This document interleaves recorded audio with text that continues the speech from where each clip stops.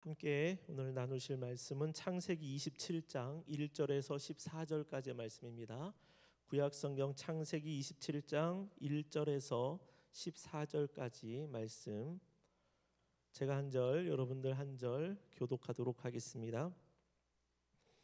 이삭이 나이가 많아 눈이 어두워 잘 보지 못하더니 맏아들 에서를 불러 이르되 내 아들아 하매 그가 이르되 내가 여기 있나이다 하니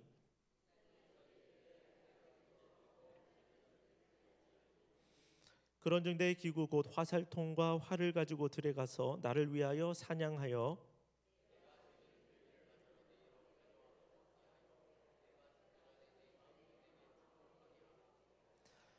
이삭이 그의 아들 에서에게 말할 때에 리브가가 들었더니 에서가 사냥하여 오려고 들로 나가매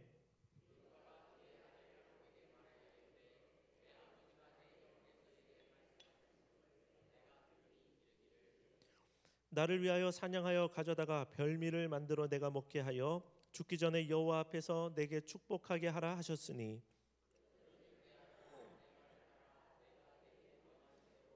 염소 떼에 가서 거기서 좋은 염소 새끼 2마리를 내게로 가져오면 내가 그것으로 내 아버지를 위하여 그가 즐기시는 별미를 만들리니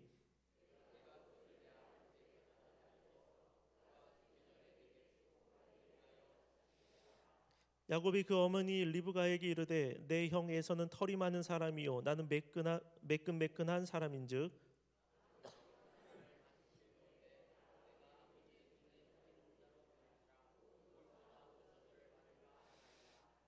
어머니가 그에게 이르되 내 아들아 너의 저주는 내게로 돌리리니 내 말만 따르고 가서 가져오라. 그가 가서 끌어다가 어머니에게로 가져왔더니 그의 어머니가 그의 아버지가 즐기는 별미를 만들었더라. 아멘. 할렐루야. 오늘 예배 자리에 나오신 여러분들 주님의 이름으로 환영합니다. 네, 좌우에 계신 분들에게 잘 나오셨습니다. 인사하겠습니다. 또 한 번 더 인사할 때 하나님께서 크게 은혜를 베풀어 주실 겁니다. 인사합니다. 우리 청년들 다음 세대들 많이 나왔는데요. 오늘도 어김없이 이들에게 축복의 박수, 격려의 박수 하도록 하겠습니다. 감사합니다. 물 끓어오르는 거 여러분 보셨나요? 다 당연히 아실 겁니다. 물이 몇 도에 끓어오릅니까? 100도에 끓어오릅니다. 그런데 겉으로만 봐서는 이게 물이 10도인지 40도인지 70도인지 80도인지 90도인지 모릅니다. 딱 100도가 되면 그때부터 미친 듯이 물이 끓어오릅니다. 우리의 기도가 그런 것 같습니다. 오늘 우리가 기도하러 이 자리에 나왔는데 한계점 100도가 되기 전에 여러분 가지 않는다라는 마음을 가지시기 바랍니다. 끌어오르려다가 가고 끌어오르려다가 가자, 끌어오르려다가 시계 보고 가야지 이런 게 아니라 끌어오를 것 같으면 한번 뽕을 뽑아 보시길 바랍니다. 그래서 한번 넘겨보면 좋겠어요. 아까 우리 찬양 가사 중에 한계를 넘게 하시는 그 가사가 있었는데 그게 확 와 닿더라고요. 그래서 오늘 기도할 때에 혹시 지금까지 기도가 잘 안 되셨고 또 기도가 막혔던 그런 분들이 있으시다면 오늘 이 자리 가운데서 그 한계를 돌파해서 기도에 깊이 있게 들어가고 기도의 맛을 보고 또한 기도로 하나님과 깊이 있게 소통하고 회개도 터지고 또 은혜도 누리는 그런 시간이 되어지면 좋겠습니다. 오늘 눈이 흐려지면 생기는 일이라는 제목으로 함께 말씀을 나눕니다. 어렸던 야곱 그리고 에서가 이제 장성하게 됩니다. 앞장을 보면 앞장 끝에서 에서가 마흔이 되었습니다. 불혹이라고 그러죠. 마흔이 되었는데 헷 족속 여인을 아내로 맞이하여서 그것이 이삭과 리브가의 근심이 되었다라는 말이 있습니다. 이삭도 리브가도 에서를 말릴 수가 없었습니다. 자녀의 고집을 부모가 꺾기 어렵다는 것이 여기에도 나옵니다. 이 족장들도 자녀를 마음대로 할 수가 없었던 겁니다.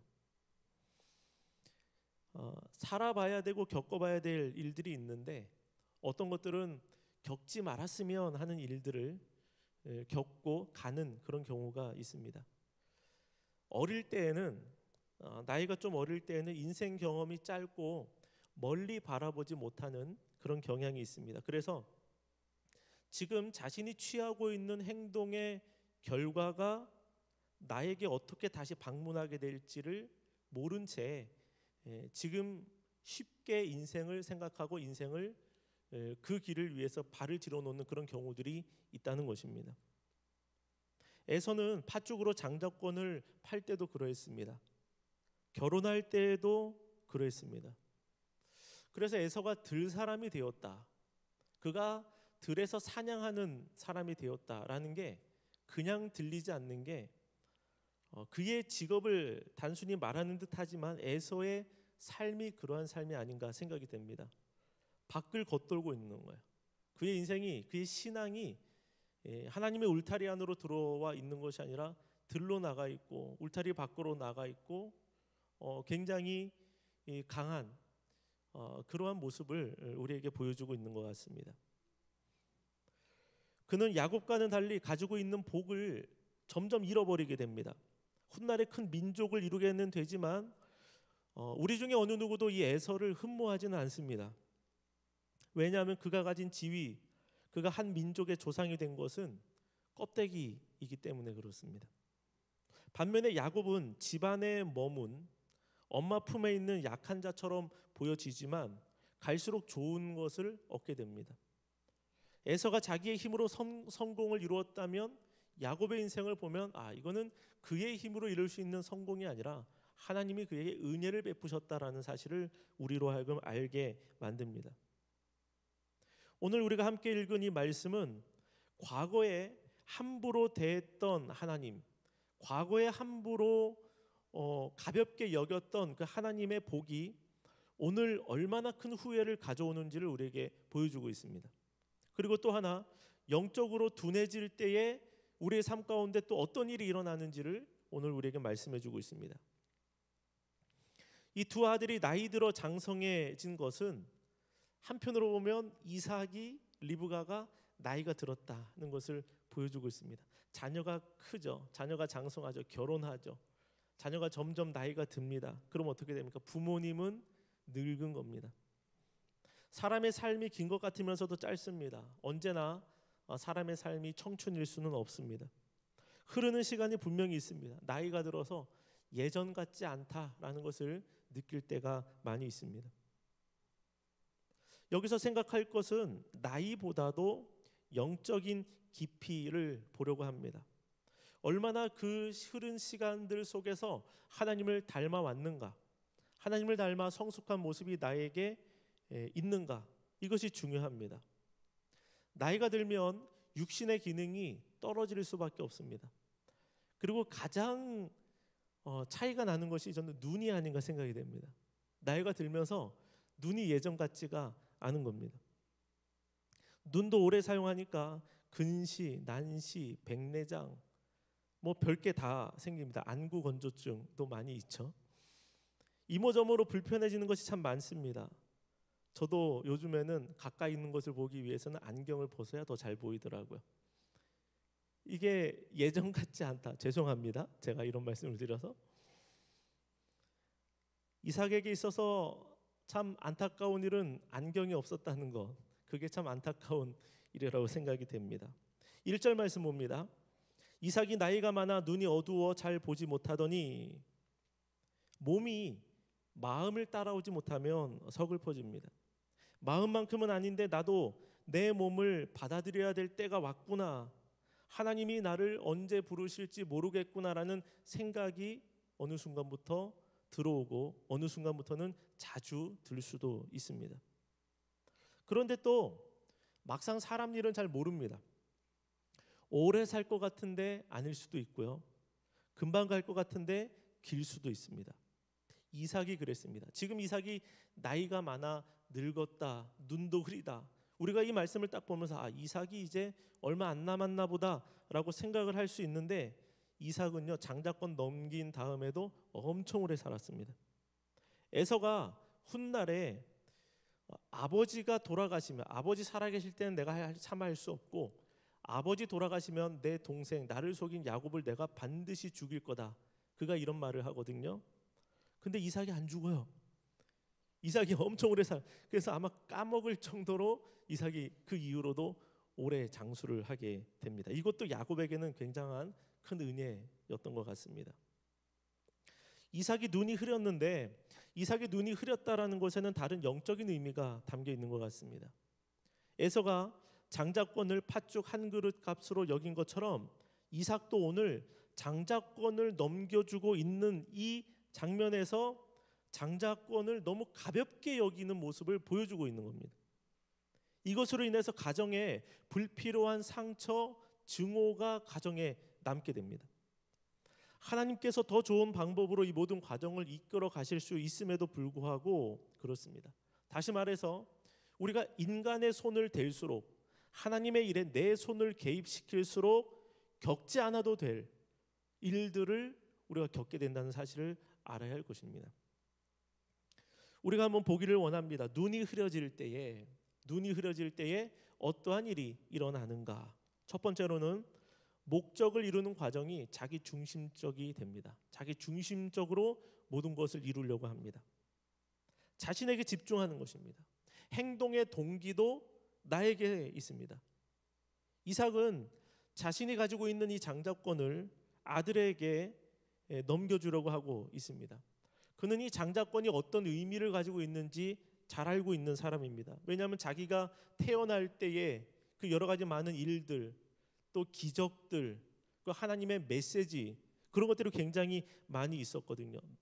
그리고 아브라함의 언약은 그와 그의 후손들을 향하여 계속 주어지는 언약이었습니다. 그렇기 때문에 아브라함의 아들인 자신, 또 자신의 그 장자권을 이어받을 그 자녀, 굉장히 중요하다는 사실을 그는 알고 있을 것입니다. 이제 이 하나님의 약속이 아들에게로 이어져 가야 됩니다. 그런데 이 모든 과정에서 오늘의 말씀을 볼 때에 예전에 젊었을 때 이삭에게서 우리가 보았던 묵상하는 사람 이삭, 기도하는 사람 이삭의 모습이 보여지지 않습니다. 그는 아내를 맞이할 때에도 저녁 때가 되어서 그가 묵상하러 들에 나왔었던 사람입니다. 그리고 그 아내의 배에 쌍둥이가 들어 있을 때에 쌍둥이가 아내를 힘들게 할 때 그때 하나님 앞에 어떻게 해야 됩니까? 고민하며 기도했던 그런 사람이었습니다. 그런데 오늘 정말로 중요한 이 장자권을 넘기고 있는 이 장면에서는 이삭이 지금 하나님 앞에 여쭈었다, 기도했다, 하나님을 바라보았다, 하나님 지금 하면 될까요? 이런 질문을 하나님 앞에 던지지 않았던 것입니다. 물론 하나님을 잊어버렸다는 내용은 아닙니다. 신앙생활도 했을 겁니다. 그러나 영적으로 잘 벼려져 있는, 아주 날서 있는 그 칼처럼 영적으로 민감하고 깨어있고 영적으로 정말 순수한 그 지금의 최상의 상태를 유지하고 있는 모습이 아니다라는 것을 우리에게 보여주고 있습니다. 하나님 앞에 두려움으로 서고 있는 모습이 보이지 않습니다. 3절의 말씀을 봅니다. 그런즉 내 기구 곧 화살통과 활을 가지고 들에 가서 나를 위하여 사냥하여. 이 중요한 과정을 기도하면서 하나님의 뜻을 여쭙는 일로 풀어가지 않습니다. 이삭이 선택한 것은 만난 요리입니다. 그는 별미를 먹는 기쁨을 가지고 이것을 가지고 장자권을 넘겨주겠다라고 말하고 있습니다. 나를 위하여. 4절 말씀도 볼까요? 여기에 계속 반복되는, 엄청나게 어마어마하게 반복되는 내용이 있습니다. 같이 한번 읽어보도록 하겠습니다. 내가 즐기는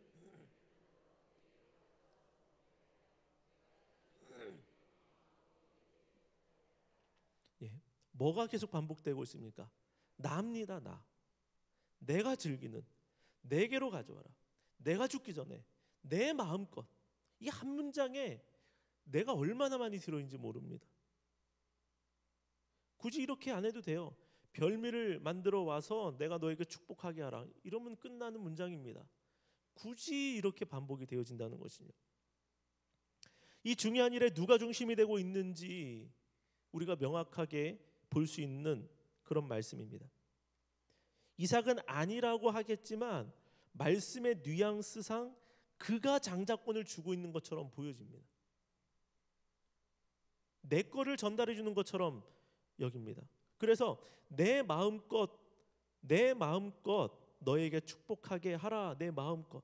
내 마음이 기쁘면, 그 음식으로 기쁘면 내가 너에게 줄 축복이 더 있을지도 모른다. 이렇게 다가오지 않습니까, 여러분들은요? 이게 무서운 일입니다. 눈이 흐려지게 되면 자기 중심적으로 변하게 됩니다. 하나님이 주시는 것을 마치 내가 소유한 나의 것처럼 여기게 됩니다. 장자의 축복은 하나님께서 정하신 것입니다. 그러므로 이 문제를 다루기 위해서는 민감하고 깨어있는 영적인 눈이 필요했습니다. 그렇기 때문에 오늘의 장면이 상당히 아쉬움을 우리에게 줍니다. 그리고 결국 이 이삭이 썼던 이 방법은 가정의 분열을 가져오게 됩니다. 부부는 각자가 좋아하는 아들 편을 듭니다. 그리고 형제들은 서로를 적대시하고 경쟁자처럼 여기게 됩니다. 복이 임해야 할 자리에 분열이 찾아오고 있습니다. 그러나 참 다행스러운 것은 무엇이냐면 이러한 상황 속에서도 하나님은 뜻을 이루어 가시더라는 말입니다. 우리는 지금 이삭이 쓰고 있는 이 방법이 하나님이 주신 방법이다라고 생각을 해서는 안 됩니다. 결과적으로는 선이 되었지만 인간의 손이 닿는 이 과정만큼은 아름답지 못했습니다. 오늘 이 말씀을 볼 때 예전에 하나님께서 그러한 예언을 주셨죠. 큰 자가 작은 자를 섬길 것이다. 이 예언의 말씀 때문에 오늘 이삭의 행위를 그냥 당연한 것처럼, 옳은 것처럼 보는 것은 조심해야 됩니다. 만약에 기독교인들이 그러한 해석을 취하게 된다면 우리 주님께서 세상에서 설 자리가 점점 없어질 것입니다.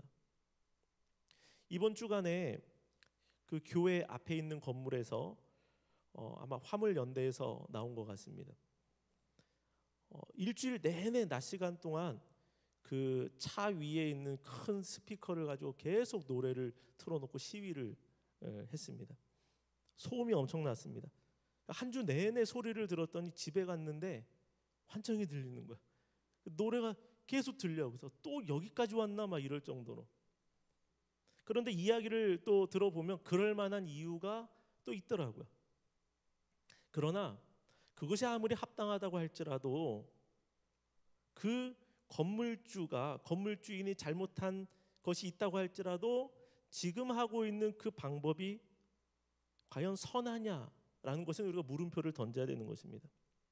주변에 관련 없는 사람들을 괴롭히면서까지 목적을 이루는 것, 이것이 과연 정당한가라는 것을 우리가 물어봐야 되는 것이죠. 복음을 전하는 것도 마찬가지입니다. 복음 증거가 선한 겁니다. 하나님의 뜻입니다.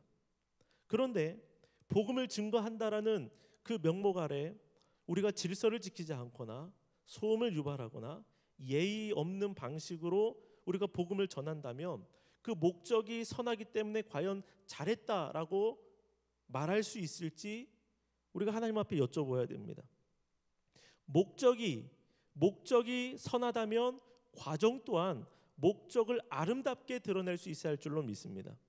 장자권을 넘겨주고 하나님의 은혜를 넘겨주는 이것이 합당하다면 그 과정까지도 하나님께서 인정하실 만한 방법이 되어져야 한다는 것이죠. 그러므로 저와 여러분들은 하나님의 뜻을 행한다, 하나님의 일을 한다라는 그 명목 아래 기준이 하나님의 일을 하지만 기준이 나에게 잡혀 있진 않는가를 우리가 주의 있게 살펴봐야 할 줄로 믿습니다. 내가 봉사하는 자리 가운데 내가 하나님 앞에 기도 올리는 이 모든 것들,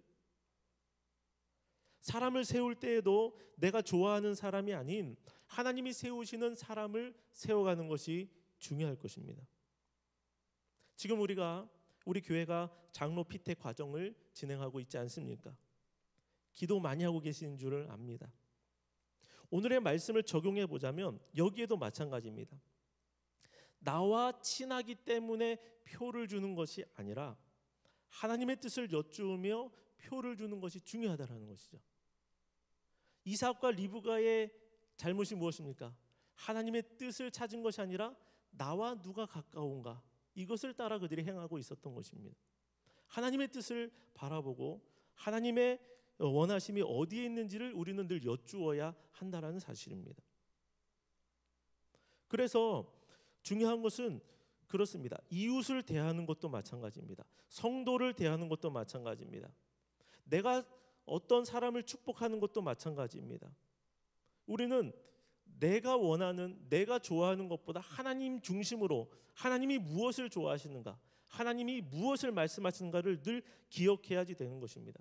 그래서 하나님의 뜻을 생각하고 교회의 덕을 세우는 하나님의 백성들이 되어가야 하는 것입니다. 우리의 영적인 눈이 만약에 흐려지게 되면 하나님의 일을 진행하고 나서도 부스럼이 남게 됩니다.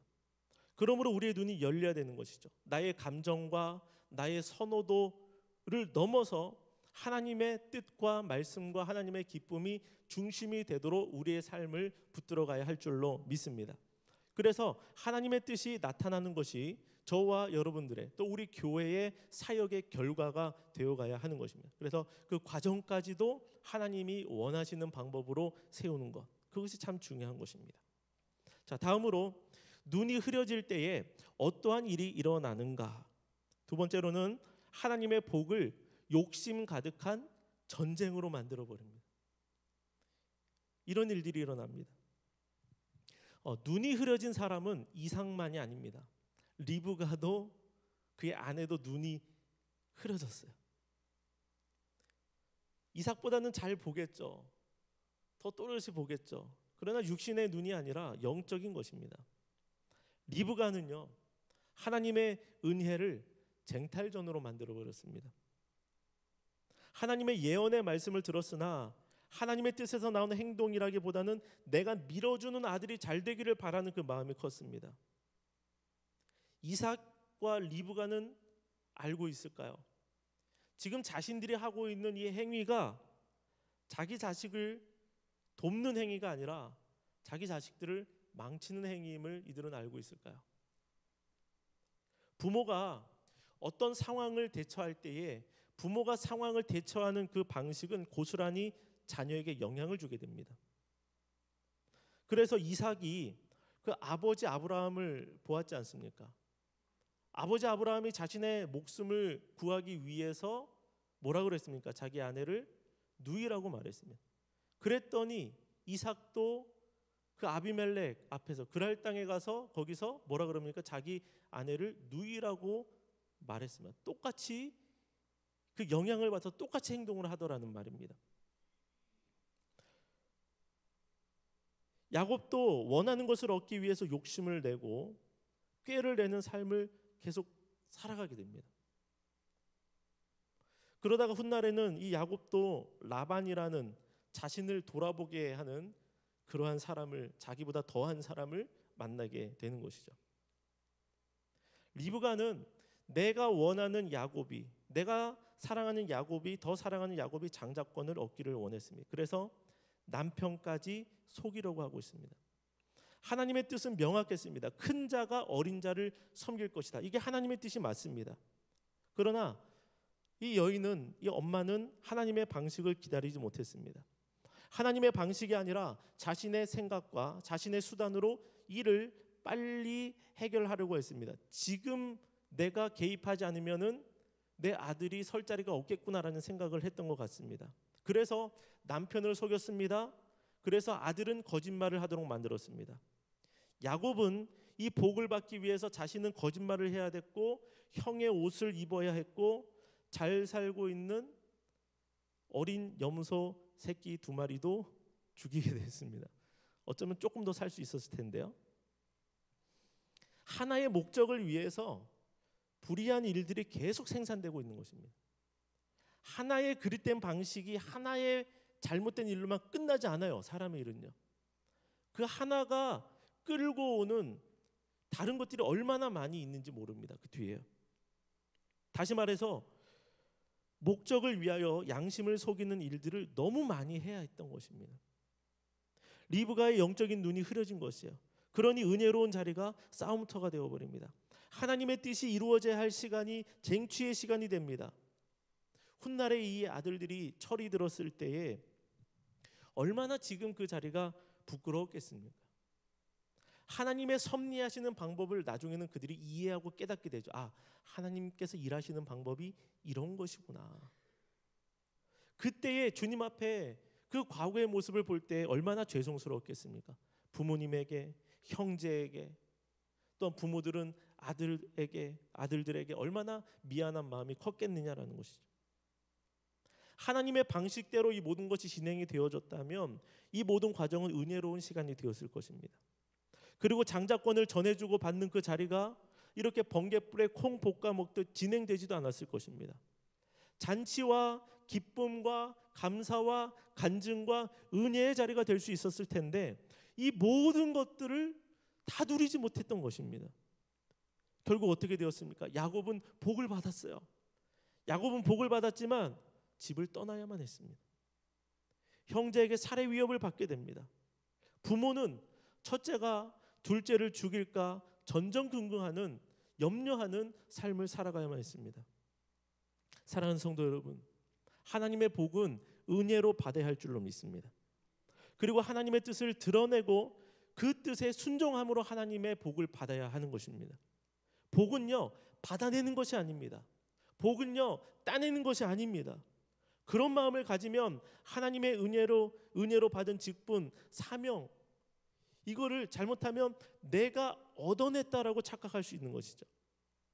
그리고는 하나님의 뜻을 드러내기보다는 자신의 판단을 앞세우게 됩니다. 오늘 본문의 말씀은 이삭과 리브가가 대치하고 에서와 야곱이 대치하는 장면처럼 보여지지만 근본적으로는 무엇이냐면 인간의 욕심과 하나님의 뜻이 전쟁을 치르고 있는 장면이라는 것입니다. 리브가도 아들에게 이렇게 말합니다. 8절입니다. 8절 말씀 같이 한번 읽어보겠습니다. 시작.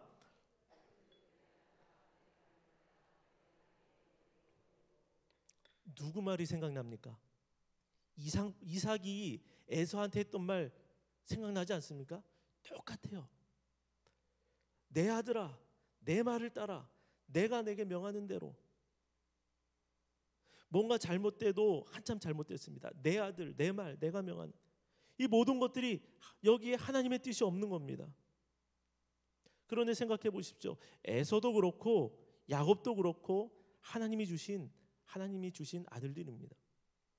하나님의 말씀으로 키워야 됩니다. 하나님이 원하시는 길을 갈 수 있도록 그 길을 열어주어야 할 사명이 부모에게 있습니다. 저는 오늘 말씀을 준비하면서 저를 포함해서 부모된 우리가 회개해야 될 장면이 여기 있다고 생각을 합니다. 우리는 우리의 자녀를 내 것이라고 생각하며 살아왔습니다. 아니라고 하면서도 그럴 때가 참 많았습니다. 그리고 그들에게 하나님의 말씀을 듣게 하기보다는 내 말을 듣게 하는 훈련을 시켜왔던 것입니다. 어쩌면 그 결과를 우리가 이미 받고 있는지도 모릅니다. 만약에 하나님 앞에 우리가 이런 모습으로 서 있는 그런 것이 있다면, 그런 방식으로 양육한 것이 나에게 있다면 오늘 이 시간 우리가 회개하기를 원합니다. 그리고 이삭과 리브가의 연약한 양육에도 불구하고 하나님께서 그럼에도 불구하고 하나님의 뜻을 이루어 가시고 하나님께서 그 자녀를 세워 가시는 것을 바라볼 때에 주님, 저는 이렇게 자격 없고 이렇게 연약한 자이고 이렇게 양육도 제대로 못하고 부끄러운 자이지만 주님께 맡기는, 나의 실패를 있다면, 나의 실패가 있다면 실패를 하나님 앞에 인정하며 우리의 그 부모 되지 못함을 하나님 앞에 드리며 주님께서 이 과정 가운데 우리의 자녀를 다시 세워주기를 위해서 기도해야 될 줄로 믿습니다. 하나님이 계시기 때문에 끝나지 않습니다. 하나님께서 역사해 주실 때에 우리의 허물 속에서도 하나님이 반드시 우리의 자녀들을 돌이켜 놓으시는 그런 일들을 하나님이 행하실 줄로 믿습니다. 마지막 세 번째로, 눈이 흐려질 때에 어떠한 일이 일어나는가? 눈이 흐려지면 은혜가 사라지고 공로가 머리를 들게 됩니다. 이삭이 에서에게 이런 말을 합니다. 다시 아까도 보았던 말씀인데요. 내가 즐기는 별미를 만들어 내게로 가져와서 먹게 하여 내가 죽기 전에 내 마음껏 내게 축복하게 하라. 이삭에게 있어서 하나님의 복을 주는 조건이 별미였습니다. 그는 별미를 통해 자신의 기분을 좋게 만들고자 했고 그것으로 장자권을 얻도록 하고 있습니다. 다시 말해서 장자의 복을 은혜로 전달해주고 있는 것이 아니라 대가를 치르게 만들고 있는 겁니다. 지금 이거를 해와야 내가 너에게 줄 것이다. 우리는 이 별미를 가져오게 하는 일이 별건가? 라고 생각이 될 수 있습니다. 아니, 아버지가 자식이 잡아온 걸로 이렇게 한번 기분이 좋게 한다라는 것, 이거 뭐 나쁜 건 아니잖아요. 그런데 문제가 뭐냐면 이삭이 지금 장자권을 언급했다는 것입니다. 은혜로 받은 겁니다. 아버지 아브라함을 생각하면 그가 이러면 안 됩니다. 이삭이 제단 위에 올려져 있었을 때 하나님께서 여호와 일의 하나님을 보여주신 장면을 생각하면 이삭이 그러면 안 됩니다. 하나님이 은혜로 주신 인간의 능력으로 인간의 한계를 깨뜨리신 그 인간의 능력으로 안 되는 그 한계를 깨뜨리신 하나님의 은혜가 나타났는데 지금 왜 이삭이 여기에 조건을 걸고 있느냐라는 것이죠. 영적인 눈이 흐려지게 되면 하나님의 은혜조차 거래가 됩니다. 거래. 복을 보상으로 여기도록 만듭니다. 하나님께서 주시는 복을 나를 좋게 해야 받는 것으로 깎아내립니다. 은혜가 기준이 아니라 입맛이 기준이 되어버렸습니다. 내 입맛, 이게 혀가 느끼는 그 감각뿐만 아니라 내 마음, 내 감정, 이게 참 하나님 앞에 두려운 것 아니겠습니까? 이 문제는요, 기독교 역사상 내내 교회를 힘들게 했던 문제들입니다. 율법의 행위입니다. 율법이 요구하는 행위, 엄밀히 말하면 유대인들이 세워놓은 그 장로의 전통을 지켜 행해야 구원을 받는다. 이러한 거짓된 가르침이, 잘못된 가르침이 교회를 얼마나 힘들게 하고 무너뜨려 왔는지 모릅니다. 초대교회가 세워질 때에도 유대 배경을 가지고 들어왔던 기독교인들이 이 문제로 교회를 많이 흔들었습니다. 지금 우리가 사는 이 시대에도 이러한 일이 없다라고 우리가 말할 수 없습니다. 공로를 드러내고 행위를 강조하는 일입니다.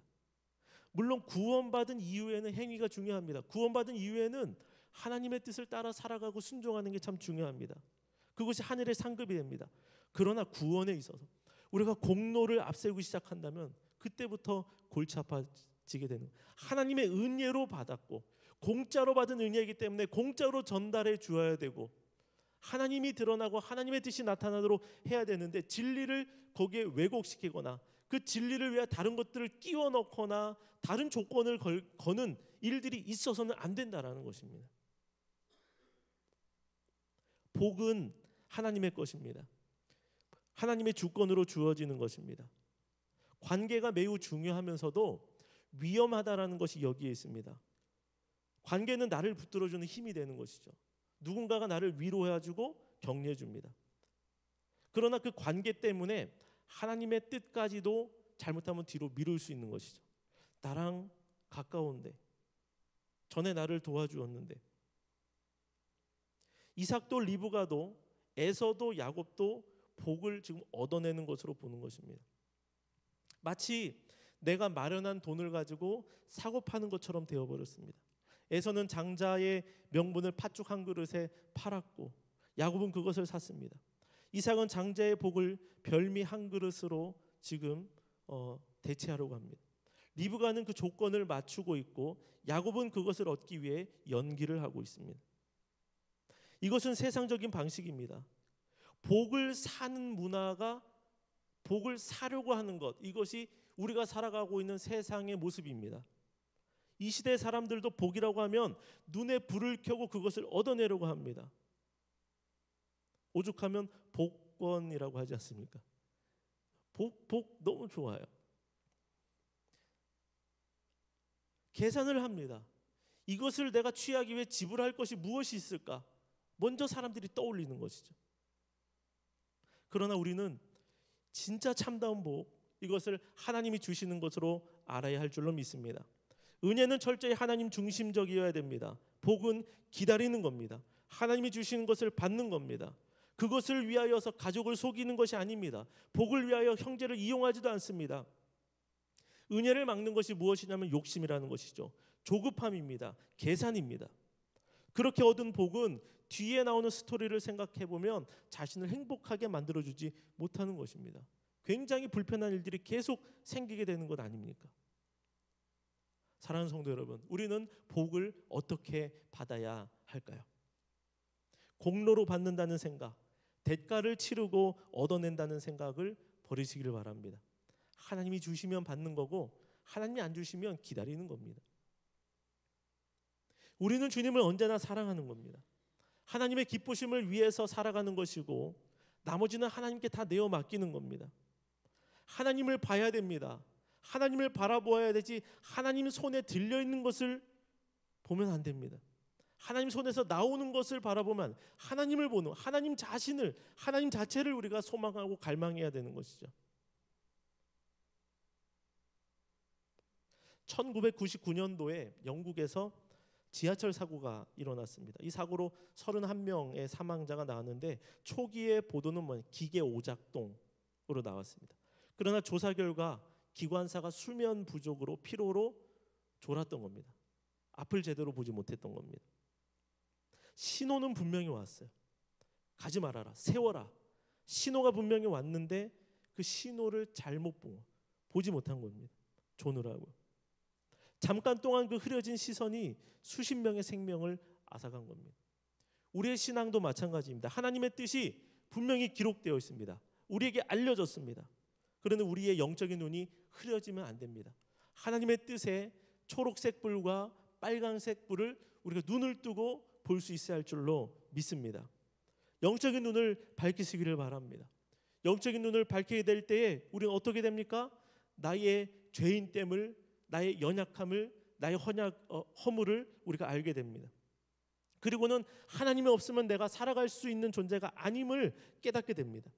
그리고 더 나아가서 나의 방법이 아니라 하나님의 방법을 찾게 됩니다. 눈을 뜨고 하나님의 방법이 어디 있을까? 하나님께서 나에게 무엇을 말씀하실까? 이것을 우리가 찾게 되는 것입니다. 왜요? 우리의 방법보다 하나님이 주시는 방법이 훨씬 더 탁월하기 때문에 그렇다라는 것입니다.